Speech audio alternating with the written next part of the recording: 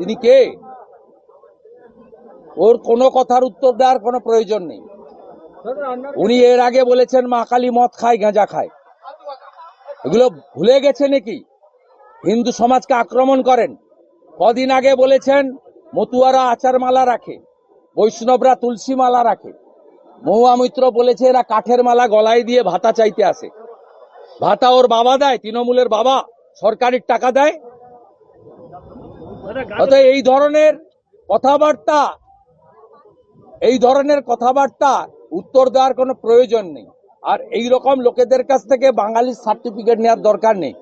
পশ্চিমবঙ্গ তৈরি করে দিয়ে গেছেন দুজন বাঙালি, স্বামী প্রণবানন্দ আর ডক্টর শ্যামাপ্রসাদ মুখার্জি।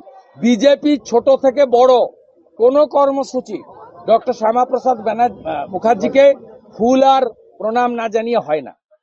এই পার্টিটার প্রতিষ্ঠাতাই একজন ধুতি পাঞ্জাবি পরা আদর্শ বাঙালির হাতে। এদের কাছ থেকে আমাদের উপদেশ নেওয়ার দরকার। মমতা ব্যানার্জি রাজ্য সরকারের যে ট্যাক্সটা নেন গ্যাস থেকে, সেই ট্যাক্সটা ছাড় দিয়ে তারপরে আন্দোলনে নামো।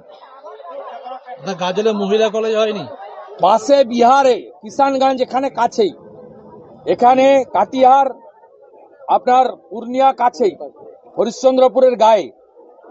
আপনি সেখানে যান, 10 টাকা কম পেট্রোল ডিজেল, এখানে 10 টাকা দাম বেশি। রাস্তার এপার আর ওপার। কানকিতে ডালখোলাতে 10 টাকা বেশি, আর ওদিকে গেলে 10 টাকা কম। কারণ মমতা ব্যানার্জি পেট্রোল ডিজেলের স্টেট ট্যাক্স কমায়নি। উনার লোকেদের বলুন, আগে এলপিজি গ্যাসের সিলিন্ডারে রাজ্য সরকার যে ট্যাক্সটা নেয় ওই ট্যাক্সটা ছাড় দিক। উনি একটা কাজই করেছেন, 20,000 মদের দোকান দিয়ে পশ্চিমবঙ্গকে মদময় করে দিয়ে গেছেন। এই কাজটা মমতা ব্যানার্জি করে গেছেন।